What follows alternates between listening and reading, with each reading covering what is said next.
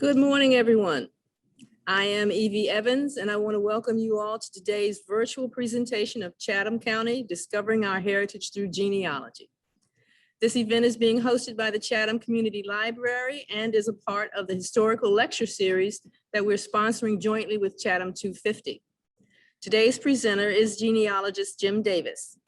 Jim has provided invaluable assistance to the library and the community for a number of years, working with individuals as well as conducting classes in genealogy, including Genealogy 101, Ask a Genealogist, and Going Digital with Genealogy.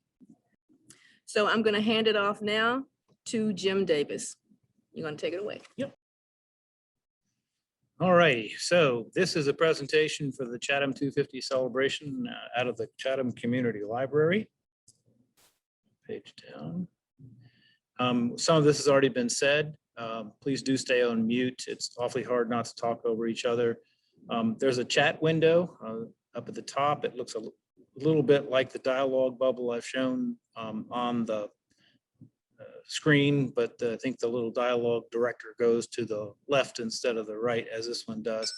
And please do put your questions and things in chat. Somebody's going to be monitoring the chat bubble for questions, and there'll be a point at which we're going to try to answer them. All right, page down. So we had a lot of help from the Chatham County Historical Association putting together the historical part of it. As a genealogist, I'm not necessarily a history expert, and we're going to highlight a little bit of what we have done, what they've been able to do for us in terms of the history of Chatham County. Excuse me, I've got to operate two computers here to see speaker notes on one of them. Give me 1 second here and we'll get that started. And I also want to thank Reese Jones, who's on this call, because he kind of got me involved in this genealogy helping, and has also done a whole lot of work with Chatham County obituaries from the trying to get the words out here right. Excuse me, just 1 minute. I'm just not quite ready yet. Okay. And also, of course, the Chatham Community Library, Dana Haven is the reference library, and you've just heard from Evie Evans, who's working in the library on the Chatham 250 presentations. Okay, here we go.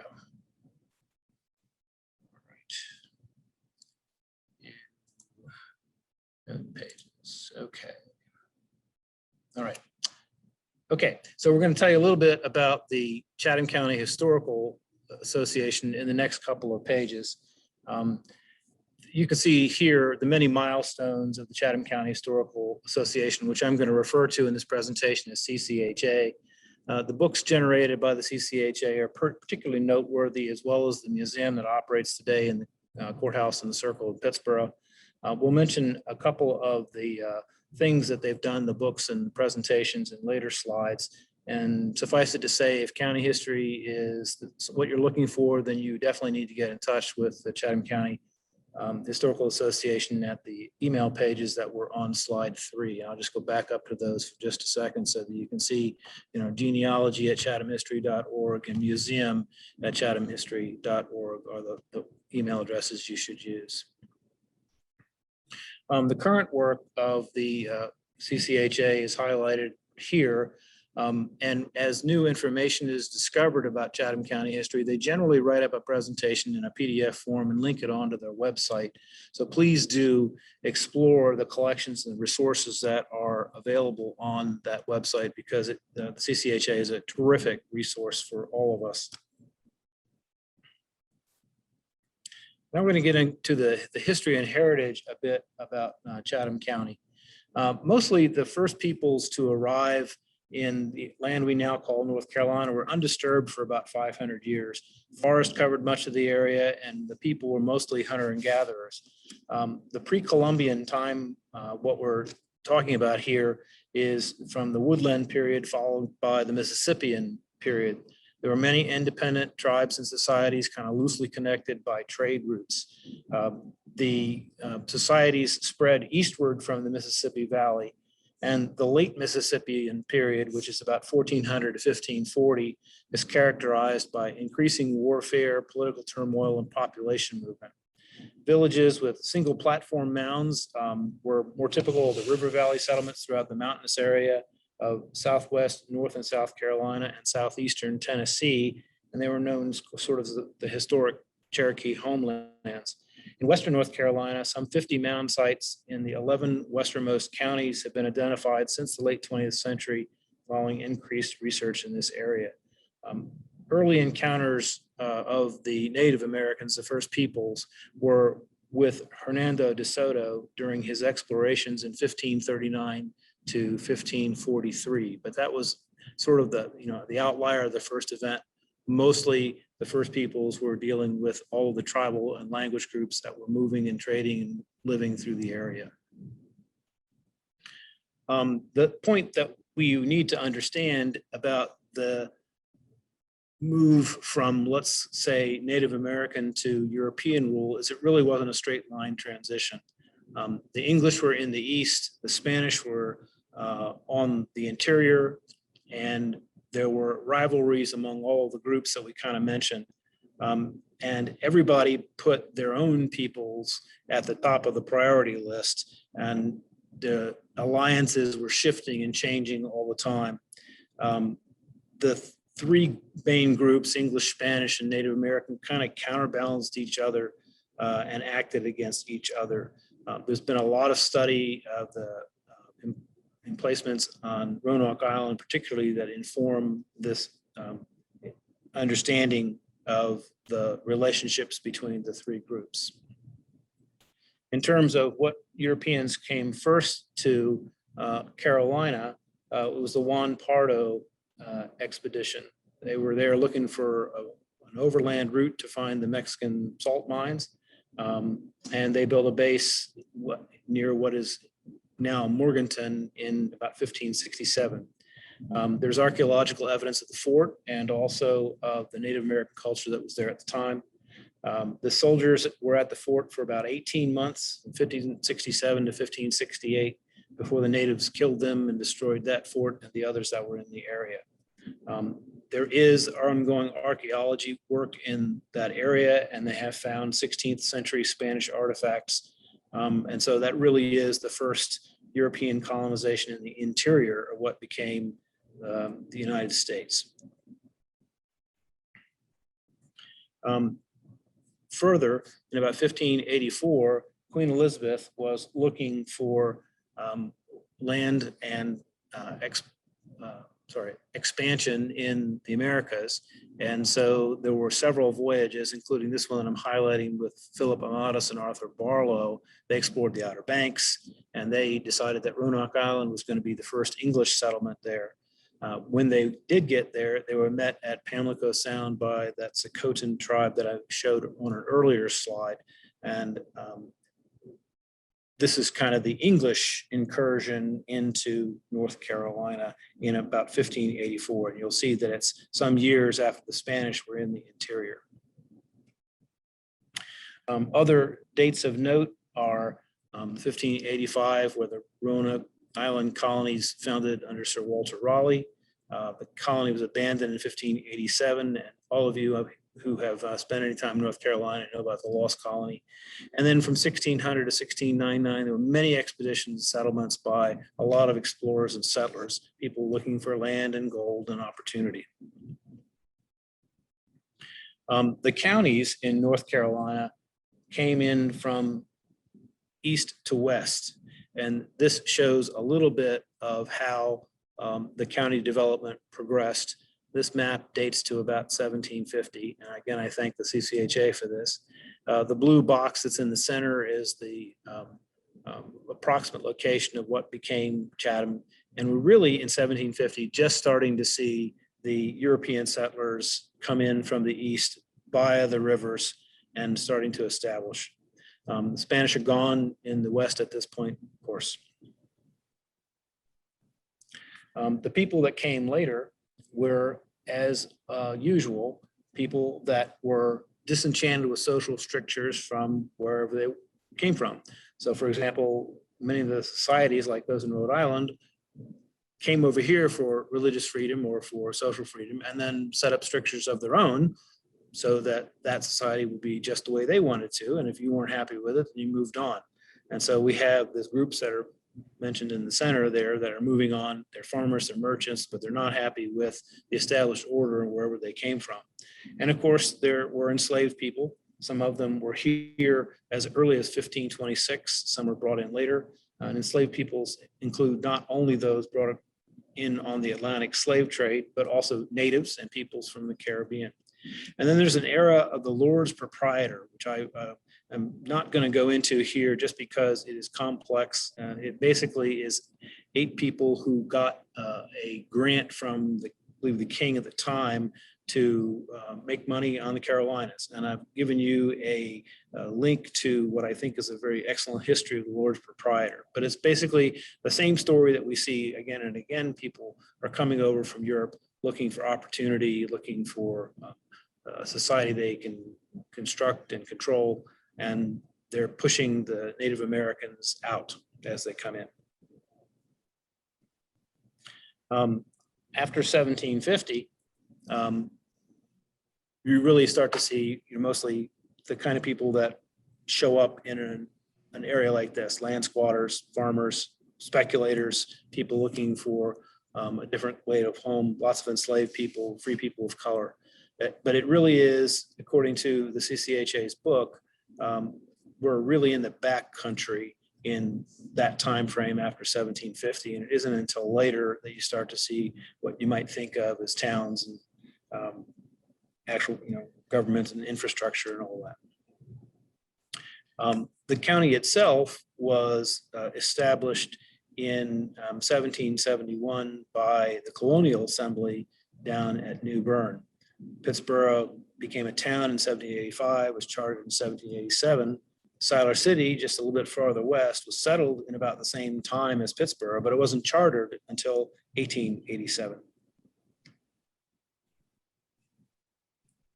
And then we just have some data on the census that kind of show you how many people were in the county. I don't have perfect data here. For example, for the 1860 census, I don't have the non-enslaved population number. I couldn't find it to add to what I had here. But you can see generally that the percentage of enslaved folks is on the order of a third, quarter to a third of the people that are in the county as early as 1790.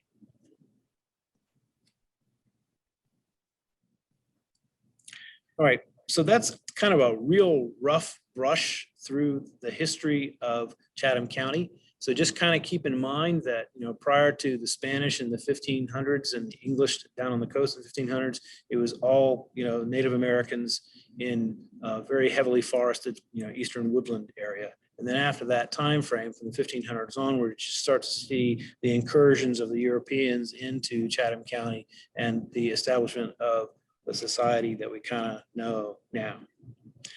So since we're talking about history and heritage, if you want to find out what your family's story is in Chatham County, you kind of got to understand what resources are available to you. So this we're going to go through, and there's a lot here. There's an awful lot of information that we've got here. What's lacking, as you will see, is there isn't anything on the Native Americans.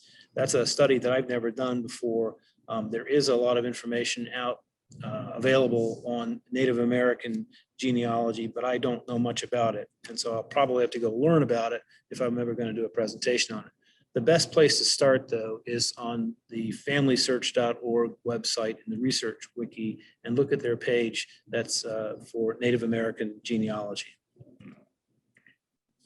So the CCHA website, as I mentioned before, has lots of resources that can help you figure out your family history.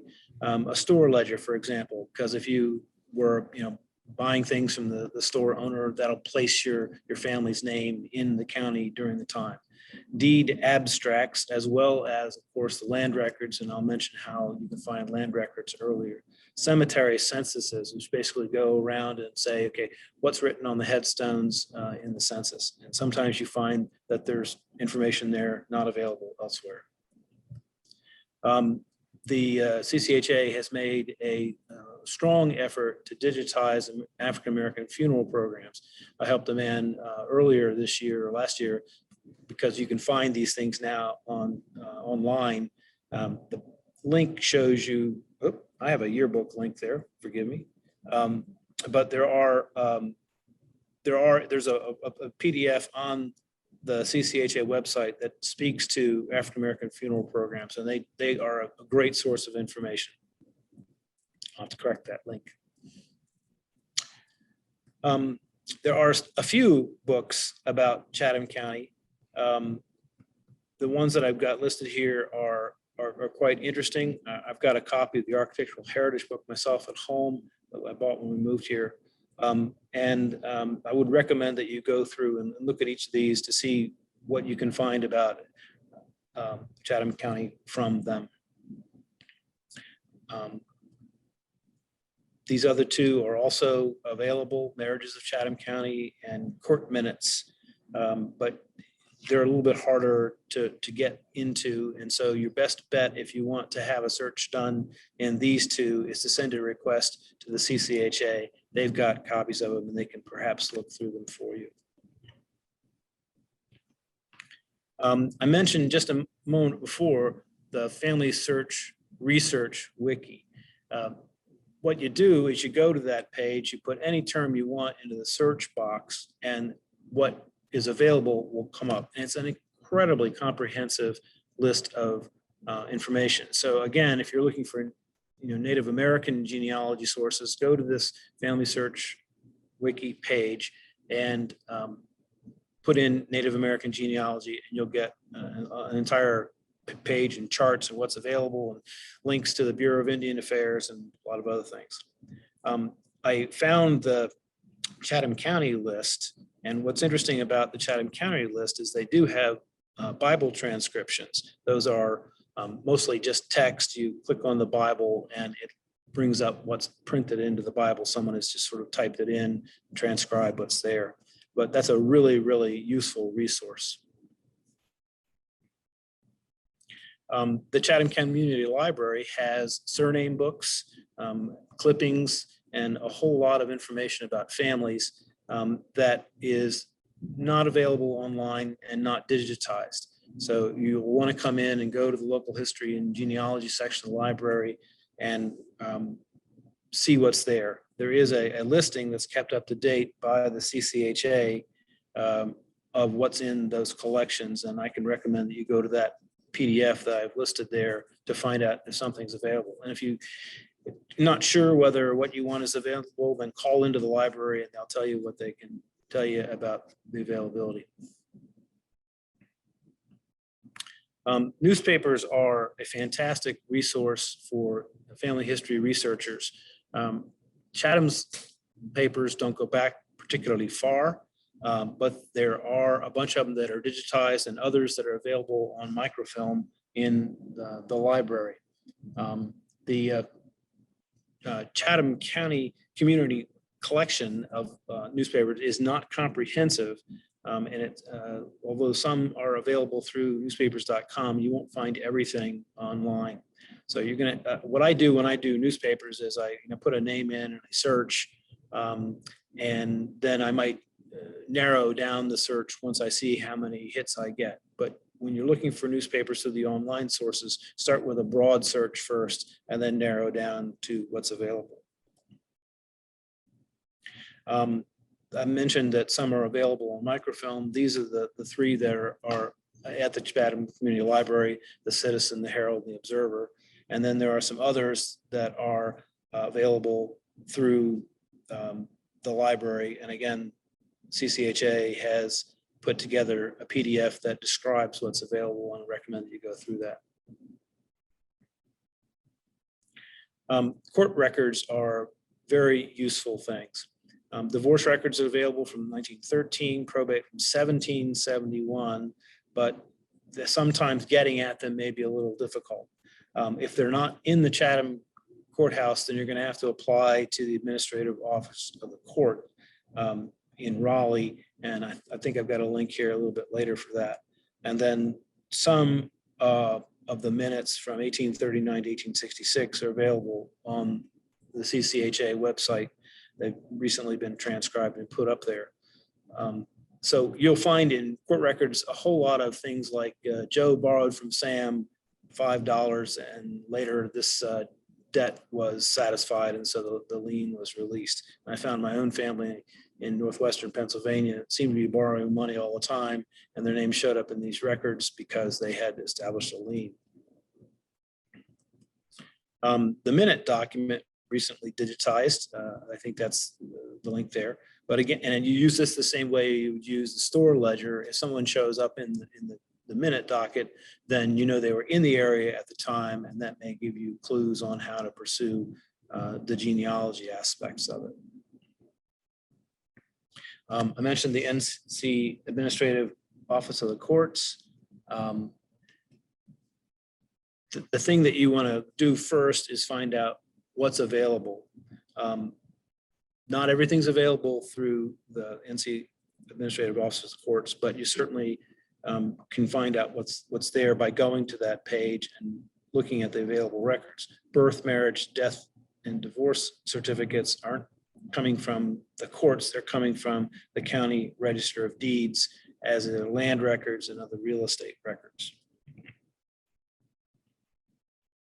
Vital records, again, birth and death from 1913, marriage and land from 1771. You can look at the ones that are available online for recently, but other than that, you're going to have to apply to registers or the archives to find copies. And this is not something, they don't run a genealogy service for people like us. They'll do a couple, but they won't do a whole mass thing. So you won't be able to write them a letter and say, give me everything you've got on, you know, this person. They'll say, do you have this? Can I get a copy of it? Chatham County land records are very interesting to search. There isn't always a lot of genealogy information available, but again, there are grantor and grantee indexes that you can access through this link. You're going to be looking for old letter deeds when you do this because they were handwritten. They aren't the same ones that you would see in a modern real estate transaction. Now, but they're all digitized and available online. We're going to do a presentation, not this month, but perhaps next month, on how to search Chatham County land records. So I'm not going to go into a great deal of detail, but you can figure out how to do it. Probably the way I would always start is when I get to this page, I would search letter deeds for grantor, look for the last name. You'll get a page that refers to, you get an index page that refers to what book and page the letter deed actually is, and then you go in. And again, it's one of these things that places people in the time. It's not going to say, you know, Sam Jones, father of, and then list 3 kids. It's not going to do that. It's going to be, you know, grantor's name, grantee's name, and a description of the land and how it was transferred from one person to another. NC Land Grants is a fantastic private site that allows you to find grants from people like the colonial owners of North Carolina to other folks. And again, it shows people coming into the area when they were there, what their names were. Sometimes there are family members mentioned that are just fantastic things. And it's really, really a good site. Just go there and explore. It's completely free. And the particular website owner, you can find him giving presentations at the North Carolina Genealogical Society, the National Genealogical Society, on how these land grant searches can work. He took them all from the state archive and imaged them and put them in a database, and asks that anybody who needs to give credit gives it to the state archives of North Carolina. Slave deeds, and I use that word because that's how it's named on this particular asset. It's an effort between UNCG and the North Carolina Division of Archives and Records to get a complete database of bills of sale indexing the names of enslaved people from across North Carolina. if you're trying to find your family and they were enslaved, this is one of the places you must go.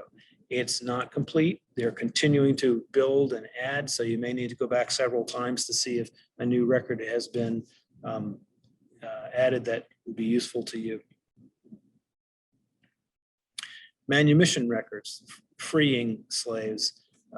And there was a manumission society in North Carolina, and they generated a lot of paper. People digitized it and put it in there. And so go to the UNC library and see what you can see that is available. Some of it's available online. Some of it you're going to have to go into the library to look at. But it may give you information about your family that you're searching for. This is a blog that I found.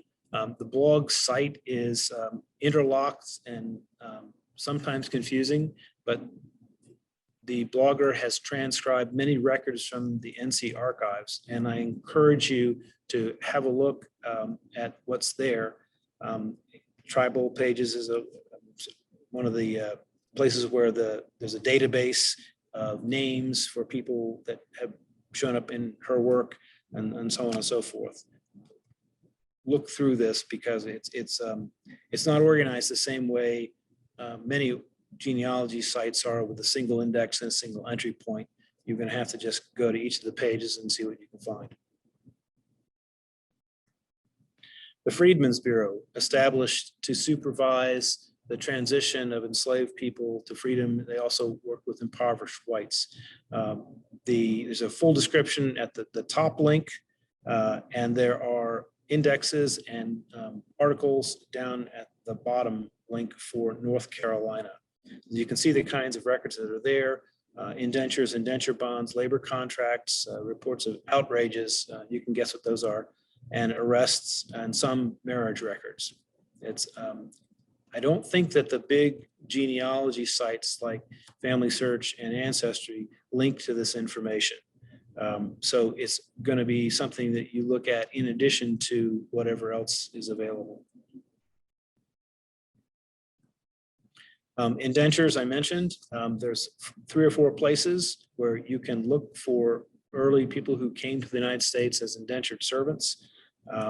And some of them, of course, were transported because of the crimes that they committed in England. And so there's even a place where you can go back to the court where people would be sentenced to, to transport to the United States for stealing a loaf of bread or something like that. After the American Revolution, the Georgia Penal Colony and other colonies were no longer available to the UK to transport all the people that they transport them to. And so they started transporting them to Australia. I haven't put the links here for those transport records, but you can probably find them pretty easily if you think some of your family went that way instead of coming to North America.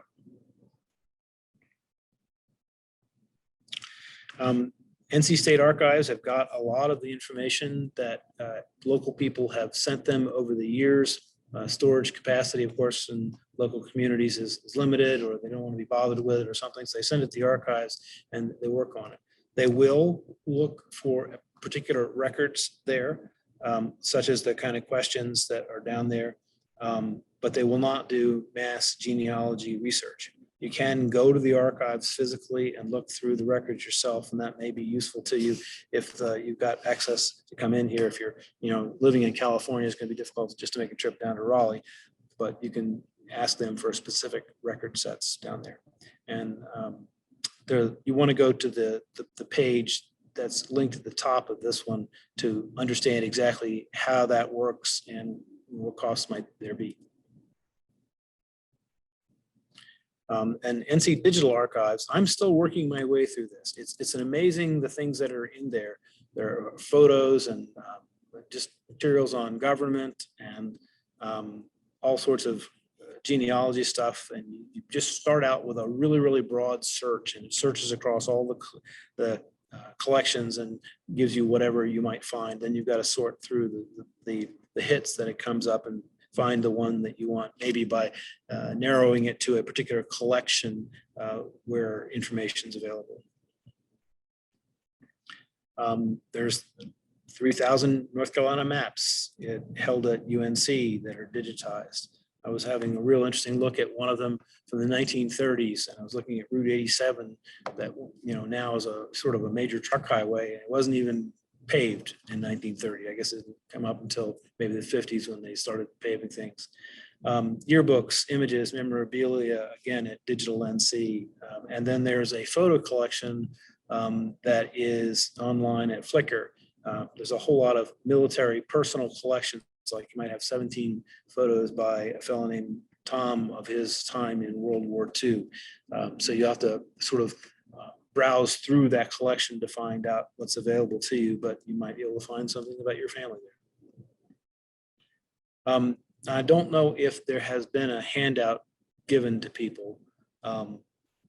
Rita, can you tell me whether or not that handout was shared with the group? Not to my knowledge, but there are several folks in the chat that would like to get a copy of your slide deck. Sure, I'm happy to share it, of course. And so let me talk to the family history example, which we'll send along with the slides. It was again done by the CCHA. They responded to a request. They found out all the information that was available about this family, pointed up some information in the data that seemed inconsistent with other things. And so what you end up with in a genealogy search is a whole lot of data that you have to sort of piece together and say, does this make sense? I'm sorry you don't have the handout, so I'm not going to try to go through it, but go look at that and see what you can understand. The way you want to look at that handout is as an example of how one does searches for your family's history using resources such as the ones that we have been describing here today. Okay, I'm going to leave it at that since we don't have the handout in people's hands. All right, so let me look now at the chat questions. I'm going to stop the screen share. And yes, we will absolutely share the slides that I've been using here today because there's so many good links on there. Okay. So Elliot asks, encountered some documents that are digitized, but he can't read them. How do you suggest on that? Well, there's two issues with digitized documents and reading them. One is that the document might be really, really faded. And so all you can do is use some tools on the digital copy to try to change the contrast of the writing, and you just have to go back and forth with it. You can do it with free tools, like there's a viewer called IRFN View. You can do it with expensive tools like Adobe Photoshop, but that's generally what you have to do in terms of improving the image quality. The second aspect of digitized records is that the handwriting is different, and there are places like the Family Research Wiki where they will show you how letters were shaped during particular time periods. What really gets me sometimes is the F's that look like S's. And if you're reading in a language that's not English, you'll run into other kinds of issues in terms of reading the digitized records. Hope that helps. How might one get assistance with geography on census records? Okay, so the maps is going to be one of the places where you want to look for information on them. If you're looking at towns and parishes and counties, there are a number of finding aids available on the internet that show you when particular counties were formed and lists of names. City directories sometimes have the information. It really kind of depends upon what you're looking for. But there may not be information. It may be, for example, that you're looking at a census record and the census enumerator was traveling around and it didn't record exactly what road the house was on that they were visiting. They just merely numbered it in order. And so sometimes you have to track from earlier enumerations in this particular census and say, okay, I know where the starting point was.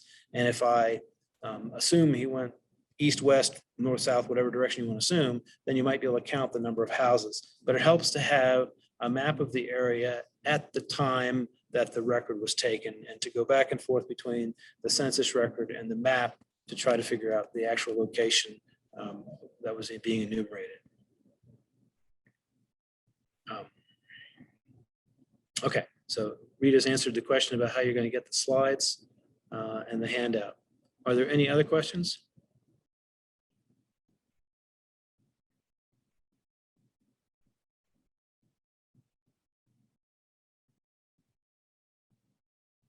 Okay, well, then I'll just thank you for your attention. And again, thank you for your patience with our technical difficulties that we had getting started.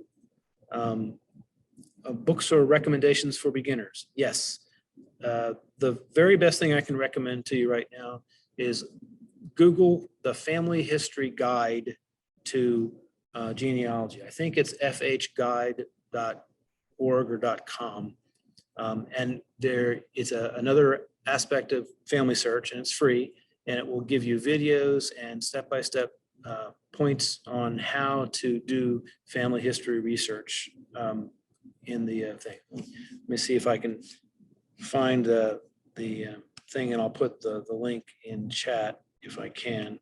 Give me 1 second here, but Family History Guide.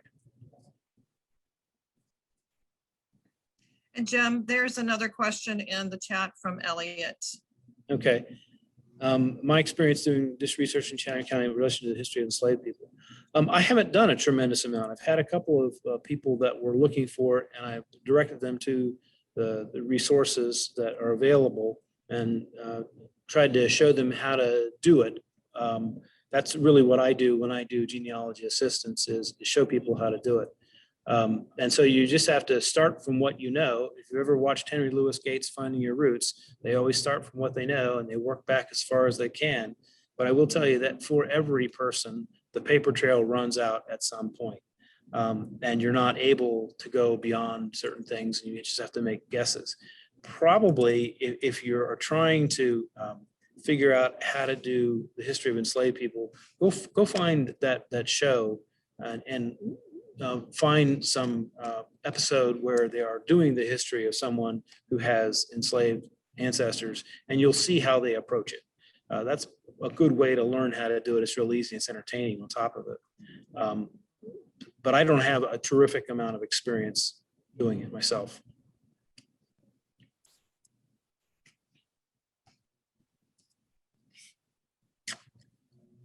Okay, and you put some book titles in the chat? I have the book titles in the In the slides. slides, okay. Yeah, so that's the best place for them. I'm trying to get a browser to work, but I can't do that, so I'm not gonna try that. So anyway, the Family History Guide, I'll find the link to that and add it to the materials that Rita is gonna have sent out to all of the registered people. And that will be, again, the place to go to learn how to do genealogy the easiest way. I just had one comment to make. This is Rita from the library.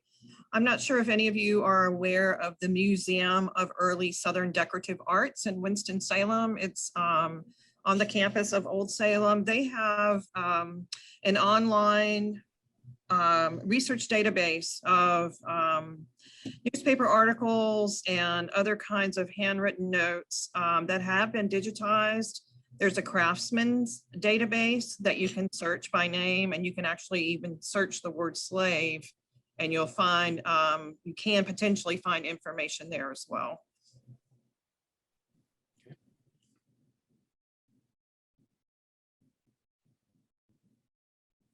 Any other questions?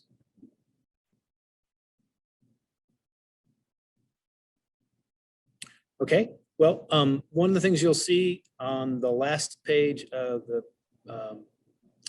presentation slides is a link to me, genealogy at creeksidefarm.org. I do virtual genealogy assistance through the library. It's one of the services of the library. And there's a link there to sign up for the sessions if you want. I'd be happy to help anybody. It's completely free.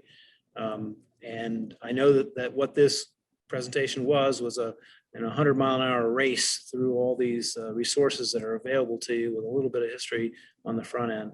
And so I think that's probably the best thing to do, is to just get you familiar with what's available out there, and then you go in and you start using it to find your own family history. And I hope that for you experienced researchers, that there were some new things in there that you hadn't seen before. I certainly found a lot of new things when I was putting this together. It was a whole lot of fun, and thank you very much for your attendance. So Rita, back over to you. So on behalf of the library and the Chatham 250 celebration, we want to thank Jim for his time today. And I also am going to put Reese Jones on the spot and ask if there's anything he wanted to add, since he's been a longtime genealogy volunteer here at the library and does a lot of work. So Reese, the floor is yours if you'd like it. I just had a couple of comments. First of all, Jim, that was really excellent. Thank you again for doing all the work on it. And also the folks from the Historical Association that contributed to it. On the books for beginners, Rita, I think you missed an opportunity for publicity here, because there is in the genealogy area, there are some very nice books that can be checked out. So you don't even have to buy them. You can go to the library, check them out, and they'll give you some ideas on how to start genealogy. And some of them are even more specific about whether you have ancestors in Scotland or Ireland or. That's right. And my librarian hat is off at the moment. So thank you for saying that. Yeah, the other comment was the author of the Lands Grant website his name is David. No, I got a blank here. Me too. His first name is David, though, for sure. Yeah. Anyway, he's the president of the Durham Orange Genealogical Society, David McCorkle. That's it. Yeah. And he's the president of Durham Orange Genealogical Society. So some of you folks, if you have Chatham ancestors, you may have Orange County ancestors, and you may want to check out their website, maybe join them, go to some of their meetings. That was the only thing I had. Thank you again, Jim. Yeah, and there's a question in the chat from Susan. She'd like to know if anybody would like to be interested in seeing photos she has of the Cheeks, the Williams, and the Dowds from her family. Looks like Leslie Richardson has responded that she contact the Historical Association.